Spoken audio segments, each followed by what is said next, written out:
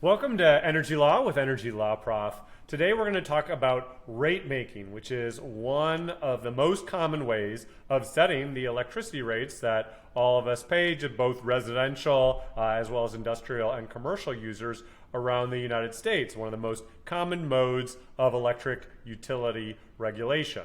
So you may remember this picture from earlier in the semester when we looked at the costs of monopoly. And we said that the big problem with monopoly is that in general it will result in restricting the amount of goods provided, like electricity, and that will result in deadweight loss to society because there's not enough of those goods produced because the monopolist is hoping to restrict supply to raise prices. And we see that described in that decision that you have in the book, Munn versus Illinois. It's this idea that they will restrict production. So one way of regulating monopolies is to require that they serve everyone, and so that's what we have most commonly with electric utilities, and then also to set the rates that they can charge. Now, you might ask, why would we even have a monopoly? And we've already talked about some of the reasons for that. So, one problem is that it's very difficult to have a bunch of competing companies all hooked up with distribution wires to your house. And so even if you live in a state like Texas where there is competition among power providers, there's still typically just one company that's going to actually hook up to your house, and they're going to be regulated as a monopoly. The rate that they pay is going to be set by the government. Now, we talked a little bit before about how the federal government has jurisdiction over a certain part of the electricity system, both wholesale sales and transmission in interstate commerce. Now, when it's regulating those wholesale sales and interstate transmission, how does it determine what's the right rate for utilities to charge? Well, as we'll see in the statute, the standard is pretty broad. So this is an abbreviated version of it, but it just says that rates and charges for transmission or wholesale sales of electricity shall be just and reasonable, and any such rate or charge that is not just and reasonable is hereby declared unlawful. So it's just this general standard that charges have to be just and reasonable. Well, how do the Federal Power Commission back in the day, or now the Federal Energy Regulatory Commission, FERC, or how does the state bodies that regulate state electric utilities that are making retail sales to consumers, how do they decide whether a given rate is reasonable, whether it's high enough or low enough? High enough to compensate the utility, but low enough that consumers aren't being taken advantage of? Well, one of the most common ways is a rate-making formula. And the way that the rate-making formula works is it starts with this idea, look, the utility needs a certain amount of money every year, and it really needs that money to accomplish two things. One is to pay the utility back for its operating expenses, the expenses it incurs every year. And then the second is to give it a rate of return on its capital investment, because it's investing millions, often billions of dollars in providing this electricity service. It's a private company. Private companies only do that when they believe that they're going to get some profit for that investment, and so they want a rate of return on the investments they've made. So in theory, if we looked at what amount they should require overall, if we look at that revenue in theory, which is what this R theory term means, it would be their operating expenses plus some kind of rate of return on capital, the capital investments that they make. Remember, capital investments are investments that we make in something that only pays off over time. So like investing in a power plant or in transmission lines, etc. So these two terms here, O is operating expenses, and as we'll see, V minus D over times R, it's the utility's return on capital. Now, this math here is simply to help you understand how the regulators, including the FERC, set the revenue that the utilities are supposed to receive. It's not, you're not going to have to do calculations, etc., on any of the tests that I'll be giving you. So it's to help you understand both the incentives of the utility and how those regulators do their job. So that R in theory, as I said, is the theoretical total revenue requirement for the utility for the entire year.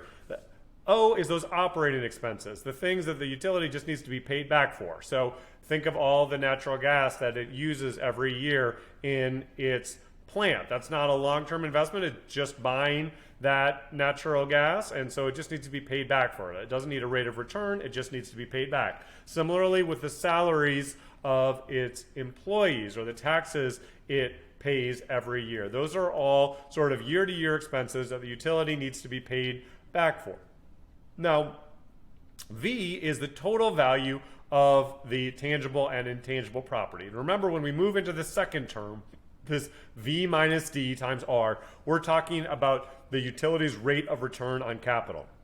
So how do we figure that out? Well, we start with the value of the utility's property at the start of the year, and then we subtract the depreciation, because if you have any capital investment, if it's a car or a building, over time it will get less valuable because it only has a certain amount of life before it has to be replaced. And so it depreciates a certain amount each year. If you've taken income tax, you may have talked already about depreciation. And so if we look at the total end of year value of those capital assets, it's basically what was the value of them and then minus their depreciation for the year.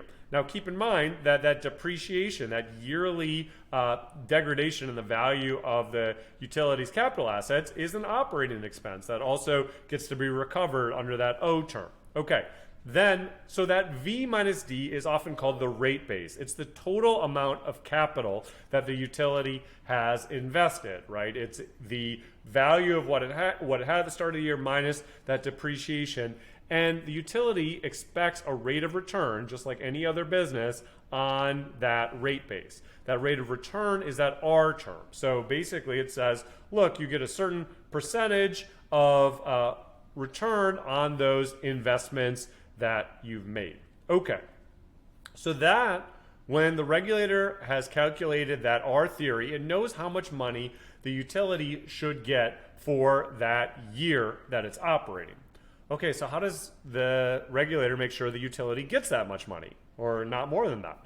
Well, to do that, the regulator, of course, has to, doesn't just give them a pile of money. Instead, it authorizes them to charge their customers for being hooked up to the electricity grid, for how much electricity they consume, and we'll talk about that. That's complicated. But I also want you to think about, given this theoretical revenue requirement, how would the utility maximize its profit? Now, you might think, well, why don't they'll get more money if they just use more fuel or pay their employees more because they just get paid back for that as an operating expense.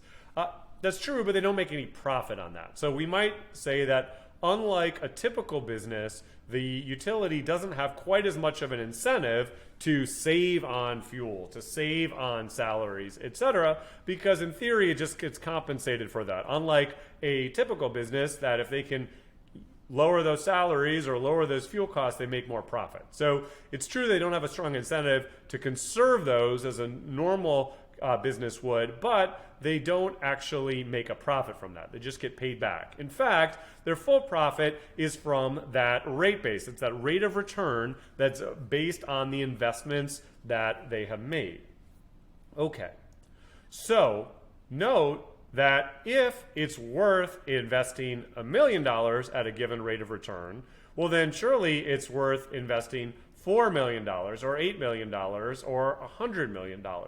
And generally, you would rather have, as a utility, have more and more investment. Now, that's a little bit of an oversimplification, but to understand where that simplification comes from, you think about it. If you are, as a utility, you're just making more money if you invest in more capital investments. And so I think sometimes it might be a little bit counterintuitive. You might think, oh, if the state asks the utility to build a lot more wind power or to put some new environmental controls on a power plant, the utility might not want to do that. In fact, usually the utility's financial incentive is to make as many investments as they can. So generally the utilities are going to be happy with that. Now, I say it's a little bit of an oversimplification because utilities, of course, are also sensitive that their ratepayers are going to be upset if their bills go up. And that's one of the things that utilities spend a lot of time worrying about is, of course, trying to stay on the good sides of their ratepayers. As we'll see, it can be a pretty political decision, whether some of your investments are approved, etc., or at least politically salient. And so you don't want your ratepayers to be mad at you either. But at least economically, from a pure profit motive, you might think that utilities generally would like to make more investments, and sort of maybe a little bit counterintuitively, sometimes that actually suggests utilities love new environmental requirements if it means that they need to make new investments that they're going to get paid back for. That's called the average Johnson effect. Okay, so how do the utilities actually get paid back? They don't just get a lump of money from FERC or from the state utility regulator. Instead, they actually get to recover fees. And what kind of fees do they get to recover? Well, there's a customer service fee, typically, for everybody that's connected to the grid. And we talked about that. In fact, utilities' expenses are often largely fixed. I mean, there's a lot of fees, there's a lot of costs associated with connecting each customer to the grid and ensuring that they always have the power they need. But generally, that customer service fee is made lower than would be reflected by the actual cost of ensuring that people are connected to the grid, because we want to put more of the charge in energy charges per kilowatt hour. That has two beneficial effects. One is when we charge people per kilowatt hour for energy, that gives them an incentive to conserve energy. And also it means that generally wealthier ratepayers are going to pay more because typically wealthier people use more electricity. And so usually the bulk of your bill is in those energy charges per kilowatt hour of energy consumed. Okay, now there may be often more complicated bills that apply to big users, commercial users, industrial users, where they may have a separate charge that depends on their peak demand for electricity. At your peak level, how many kilowatts are you using? And that's relevant because the utility may have to build more infrastructure to be able to bring that much electricity at once to some of those users. So for that reason, we'll sometimes see a peak demand charge in those more sophisticated consumers' bills. So keep in mind, that means that the actual revenue isn't that revenue in theory that we calculated. It's going to be, well, what's your customer service fee times how many customers you have? What's your energy charge per kilowatt hour times the number of total kilowatt hours that your customers all use? And then how much do you collect from these different peak fees and other fees? And we'll see there can be more complicated fee structures. Some might use time of use rates where there's like a low price that's sometimes charged per kilowatt hour when electricity is more available. Maybe think about those early morning hours where we might have a lot of wind power and there's not as many people looking to use power. And then there might be high prices during those periods where the grid is a little bit under stress, where think about those early hours after sunset where there's often peak electricity demand, but solar is no longer available and wind usually hasn't picked up either. So you might have a higher charge at that time. Okay, now let's think about this question. How do you ensure that all these charges that depend on the number of customers, how much energy is used, what peak use is, how much people use at different times of the day, how do you make sure that actual amount of revenue adds up to that yearly revenue requirement? Well, basically you have to do some estimation. You have to guess how many customers are they going to add this year? How much electricity will be used? What are going to be the distribution of electricity used during high price periods and low price periods? So that's how you would do that. But note that that doesn't guarantee that your actual revenue will be equal to that theoretical revenue requirement. And in fact, for a long time and still in many places, it might be the case that if people used more energy than was predicted, the utility is going to actually get more revenue than it was supposed to get in theory, and thus more profit. Now you might say, well, if the utility has to serve more people or for a larger use of electricity, then it's going to have additional costs, and that's true. So it might burn more natural gas, etc. But in practice, that typically is going to mean a bigger profit because remember, a lot of the utilities costs are fixed. So if people are just using more electricity, usually that means because those energy charges are really bigger than the variable charge of the utility, usually that means more profit for the utility. And there's a lot of sort of bad examples, historical, but as I said, this incentive still hasn't been fixed in some places where the utilities were sort of looking to encourage people to use more electricity because that meant more profit for the utility. Okay. Now let's take a look at sort of electricity prices around the United States. We're going to look at 2021, but of course, they would be a little bit different year by year, although there are some relatively stable patterns. So it would be similar to this, even if the numbers might differ a little bit. And we're looking at prices per kilowatt hour for electricity. Note that the national average for electricity prices is about 12 cents a kilowatt hour, 11.8 cents. Now, what you can see here is that we actually have very cheap electricity in those dark blue areas, and you can see that those are, some areas like Washington and Idaho that have a lot of hydro power, some areas that have a lot of coal, and like Wyoming and North Dakota, and then you can see that the prices go up from there. There's a lot of places like Texas that still have relatively low prices, below 10 cents a kilowatt hour.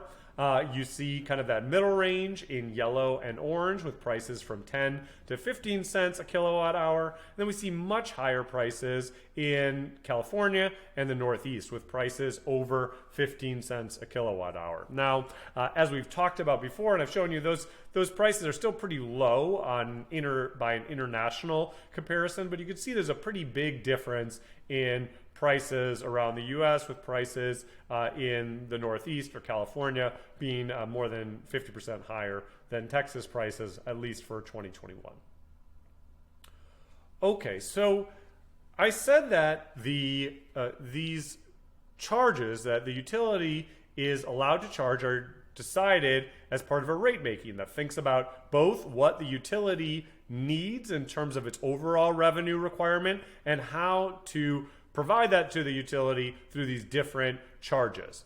Now, these decisions, of course, are made by FERC or by the state utility commissions, but who are the other players in that rate making who go and want their voice heard as those rates are set? Well, of course, there's the utility board. Now, FERC has commissioners. That's an independent agency, so the president can't just fire the commissioners, but the president does get to nominate them, and then they're confirmed by the Senate, and it usually has a 3-2 majority in favor of the president's party. At the state level, sometimes they're elected, so you often have elected members of that utility commission, and so you can see how that can mean that politics definitely plays a role in their decisions. Of course, the utilities are there more than anybody. They're the ones that are going to the utility board and saying, hey, we're making a lot of new investments. You need to let us raise the rates that we charge our consumers. Now, consumers are represented in a couple different ways. So for sort of sophisticated consumers that think all the time about their electricity prices, like industrial and commercial users, they're going to be very involved in all of these decisions. Think about big retailers that use a lot of electricity. Think about also industrial users that require electricity as an input. They are going to be in each of these proceedings arguing for their interests. Now, there's consumer advocates for residential users because I think everybody understands that most ordinary consumers don't have time to go down to the utility board and make their case. So there's typically consumer advocates. Now, those consumer advocates are supposed to represent those consumers and their interests, but keep in mind that's a difficult challenge, because if you think about the interests of consumers, they might have a lot of interests, right? I mean, they might think, well, I'd rather not have higher prices, but if it's going to support new investment in wind power or a new transmission to serve those wind power facilities, well, maybe I like that, right? Or there are going to be other consumers who say, no, I just want low prices. And so the consumer advocates have to think about how they think about each of those challenges. And of course, some of those consumers might have different concerns, where they're concerned about jobs that are associated with one source of energy or another, or they could even work for the utility, et cetera. So those individual consumers often have a very diverse set of interests, and those consumer advocates, in theory, are supposed to represent those diverse interests. Okay, typically environmental non-governmental organizations, those ENGOs that we've talked about, are going to be very involved in this, because they're going to likely be more favorable for investments that are made in the kind of electricity sources that they favor more, and less favorable towards those ones that they don't favor. But how that works out can be complicated. Do you favor new pollution controls on a coal power plant? Well, what if that will enable that coal power plant to run longer? Then maybe you want it shut down. Well, if you want it shut down, do you want the utility to be able to recover more of its investment faster every year, so it gets kind of paid extra for that coal power plant every year, but in return for shutting it down early? Is that rewarding them for their past investments in coal? You can imagine there's a lot of difficult trade-offs that those groups have to consider when they're thinking about what kind of investments they think that the utility should be compensated for. Okay. Now, we'll do later in the class a simulation where we represent some of these, and I put you in the position of representing each of these different parties on thinking about whether to approve a utility investment. But first, let's talk about some of the discretion that these utility boards, whether it's FERC or the state utility commissions, have when they try and set the correct rate. So this is the Federal Power Commission versus Hope Natural Gas case. It's kind of a foundational case from 1944. It's on page 303 in your text. Now, I think you're going to probably have to read it a couple times because it's a difficult case, but I'll try and get down to the real takeaway from it. The dispute here is about really what's the rate base? What are the capital investments that Hope should be allowed to recover a rate of return on, a certain percentage of return on that investment? And by the way, rates of return can vary from 8% to 20%. Now, if you thought about different if you think about different industries and you ask, well, what rate of return are they expecting on an investment? Typically, if it was like an oil and gas business where they're drilling for oil, they're going to expect a much, much higher rate of return than that sort of 8 to 20% rate of return. And well, why is that? Well, that's just a much riskier investment. There's no guarantee that they'll be paid back. Often utilities get paid a much lower rate of return than another business because they're serving a monopoly, and the government says everybody has to use this utility and pay the rates that we approve. So for that reason, they'll often get a lower rate than you would see in other areas. But there's still this huge dispute about how big is the rate base of their investment. I said it's really based on the value of that capital that they have invested. Well, how do you calculate that value? The Federal Power Commission says, look, Hope's property value is $33 million, so they're going to get the rate of return on that. And Hope said, whoa. No, I completely disagree. First of all, if we were going to have to replace all of this, it would cost $100 million to replace. So our rate base should be $100 million because that's what it would cost to replace. They also say, look, at a minimum, what we originally paid for it was $70 million. So we paid $70 million for it. That's another good measure of its value. And, for those of you who have looked at business valuation, taxation, etc. You've seen some of the controversies, different ways to value properties, and here we see pretty standard dispute about how we value this. Is it what it would be worth now on the open market? Is it worth what it costs to replace? Is it worth what we paid for it, etc.? The Federal Power Commission says, look, the reason there's a difference between these numbers is that Hope is counting all these natural gas wells that it drilled. And when Hope drilled those, it was subject to rate regulation, and it charged those as operating expenses. So basically, it recovered money already for the cost of drilling those wells, just as it did for the salaries it paid or the natural gas it used. And so if we were to put that in their rate base, they're really being allowed to recover twice for it. Once when they made the initial investment, they got paid back in full for it, and now we're giving them a rate of recovery on that as well, and that doesn't make any sense. The whole point of the rate base is the idea that you didn't get paid back for this investment. It was a long-term investment, and so you should receive a stream of rate of return over time to compensate for that long-term investment. So if you charged it as an operating expense, you can't use it to recover a rate of return.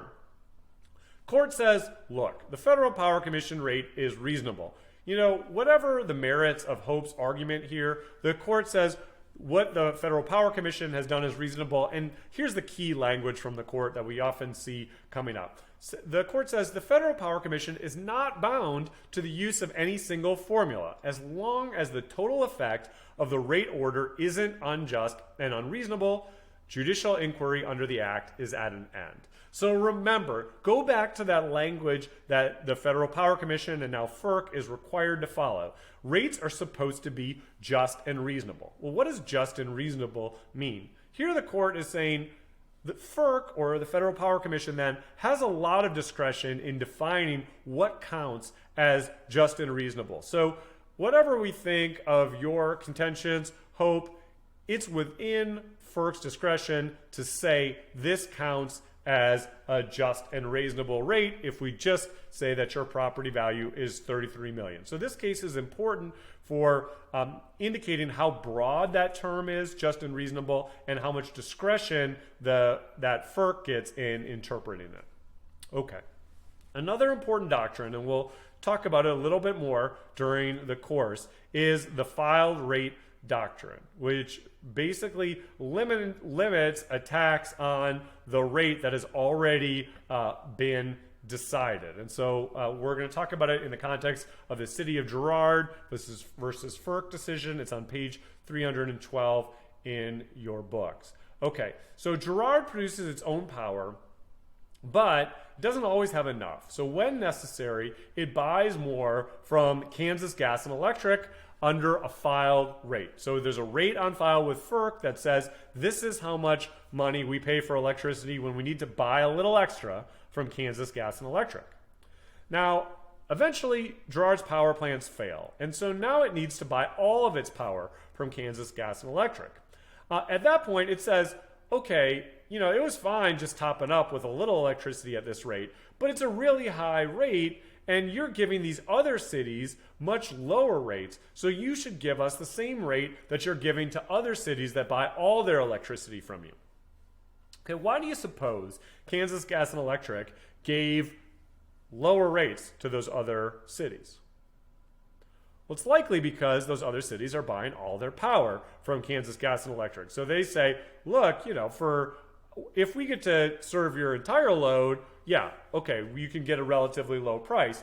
But the City of Girard's asking for something a little bit special here, which is basically when the grid is most under stress, when there's most need for power, they don't have enough power, and they need to rely on Kansas Gas and Electric for that extra boost in supply. And so, of course, Kansas Gas and Electric is going to charge them more for that.